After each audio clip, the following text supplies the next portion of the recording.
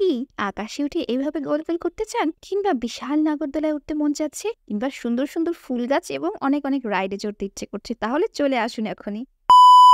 আজকে আমরা যাচ্ছি রাজশাহী জেলা সদরের সবচেয়ে জনপ্রিয় শিশু পার্ক শহীদ জিয়া শিশু পার্কে। এটি রাজশাহী জেলার সদরের নদাপাড়ার বড়বন গ্রামে অবস্থিত এবং এটি রাজশাহী শহরের একমাত্র শিশু পার্ক। আমার ননদ এবং তার হাজবেন্ড এসেছিল, তাই ভাবলাম একটা সুন্দর জায়গা থেকে ঘুরে আসি ওদেরকে নিয়ে, তাই আমরা সপরিবারে চলে এসেছি আজকে এখানে। আপনারা ভিডিওটি শেষ পর্যন্ত দেখতে থাকুন, তাহলে আপনারাও বুঝবেন এটা সপরিবারে ঘোরার মতো একটা জায়গা। আমরা এসেই প্রথমে পার্কের চারিদিকে দাঁড়িয়ে একটু সুন্দর সুন্দর করে ছবি তুলে নিচ্ছিলাম। পার্কের চারিপাশে রয়েছে অনেক কৃষ্ণচূড়া গাছ। তারপরে আমরা আমাদের টিকিট করে নিলাম। এখানে প্রবেশ মূল্য সবার জন্য 25 টাকা করে। এরপরে চারপাশটা একটু ঘুরে ঘুরে দেখছিলাম। এখানে অনেক দোকানপত্র রয়েছে, কারণ এখানে অনেক লোক আসে প্রতিদিন ঘুরতে। এই শিশু পার্কটির প্রবেশদ্বারটি অনেক সুন্দর। অরিন এসে তো অনেক মজা পাচ্ছে। দেখুন কার মধ্যে অরিন ঢুকে বসে আছে, এখানে বসে এসে ছবি তুলবে বলছিল। এটাই সে জিয়া পার্কের প্রধান গেট। এছাড়াও পাশে রয়েছে একটি সুন্দর ওয়াকওয়ে, গাড়ি পার্কিং এর জায়গা, অনেক বিশাল জায়গা। আমরা এখানে কিছুক্ষণ বসে একটু রেস্ট করছিলাম, একটু পপকর্ন খাচ্ছিলাম। তারপর আমাদের জামাই বাবাজি চলে এসেছে।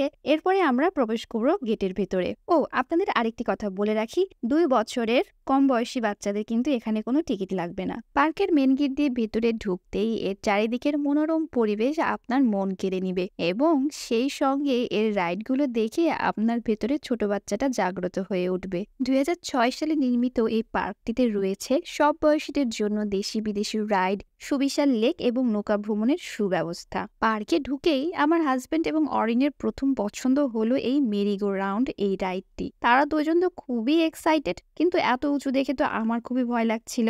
দেখা যাক কি করে বাবা মেয়ে। আমি ভয় পাচ্ছি।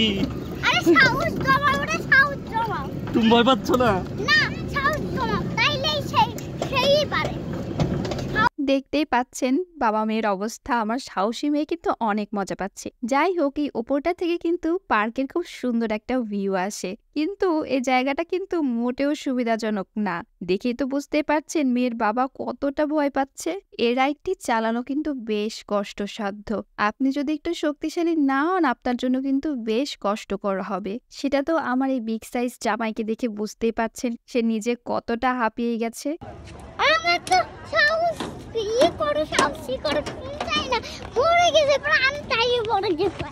এরই ফাঁকে ফাঁকে আমরা ছবিও তুলে নিচ্ছিলাম। এখানে ছবি তোলার মতো অনেক জায়গা আছে, অনেক সুন্দর সুন্দর ফুল গাছ আছে। আর এদিকটায় আছে বিশাল লেক, যেখানে আপনি চাইলে সুন্দর করে নৌকায় ঘুরে বেড়াতে পারেন।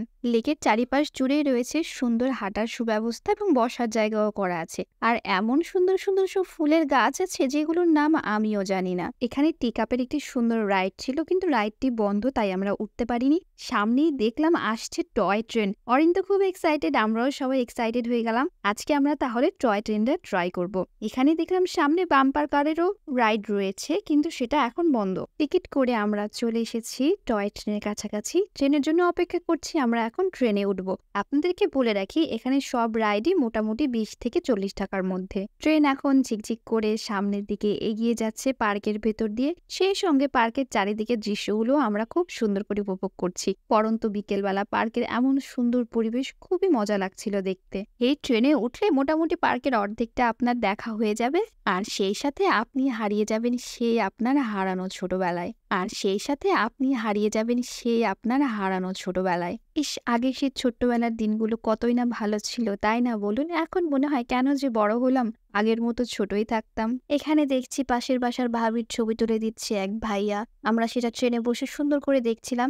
যদিও তারা আমাকে ট্রেনে নেয়নি, তারা নেয়নি না, কিছু কারণে আমি ট্রেনে উঠি নাই। আরো এক্সাইটিং কিছু রাইডের জন্য অপেক্ষা করছিলাম, তাই আমি উঠেছিলাম বিশাল বড় একটা দোলনাতে।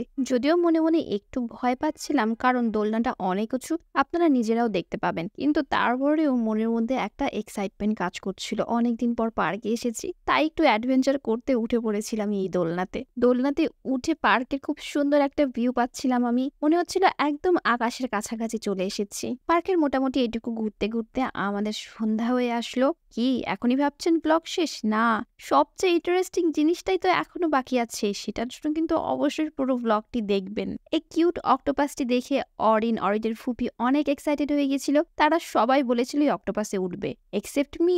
আমি তো উঠি নাই বাবা।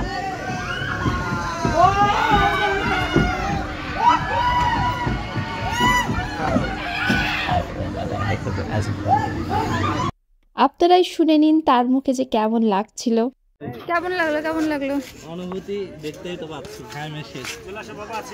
সবচেয়ে এক্সাইটিং একটি রাইডের মাধ্যমে আজকের পার্কের সমাপ্তি হলো। আমরা এখন বিদায় নিচ্ছি, রাতও হয়ে গেছে, বাসায় ফিরতে হবে। আজকের ব্লগটি আশা করি আপনারা অনেক এনজয় করেছেন। তো নেক্সট ব্লগে আবার দেখা হবে। আল্লাহ হাফেজ।